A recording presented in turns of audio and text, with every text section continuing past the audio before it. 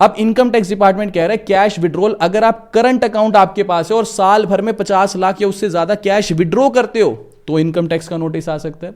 सवाल आता है कि अगर आपके पास सेविंग्स अकाउंट है, ठीक है जी, सेविंग्स अकाउंट से अगर आप कैश विड्रॉ करते हो तो फिर कोई लिमिट नहीं है, चाहे साल का 1 करोड़ निकाल लो, इनकम टैक्स आपको नोटिस नहीं भेजेगा। सवाल आता है ऐसा क्यों?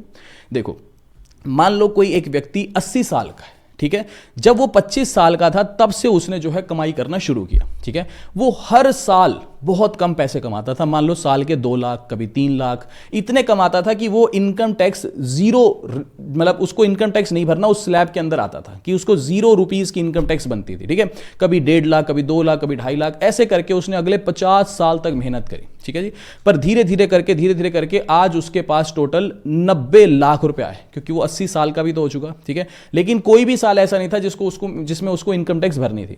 आज वो 90 लाख रुपए उसके पास अकाउंट में, तो क्या ये इनकम टैक्सेबल है? नहीं, ये इनकम टैक्सेबल नहीं है। ये पैसा उसके सेविंग्स अकाउंट में, यस। अब मान लो वो बीमार हो गया, उसको 50 लाख रुपए की जरूरत है, तो वो इकट्ठे 50 लाख निकाल सकता है, इनकम टैक्स का नोटिस थोड़ी आएगा उसके पास। तो सेविंग्स अकाउंट में पैसा जाते टाइम जब आप डिपॉजिट करते हो तो इनकम टैक्स का नोटिस आएगा।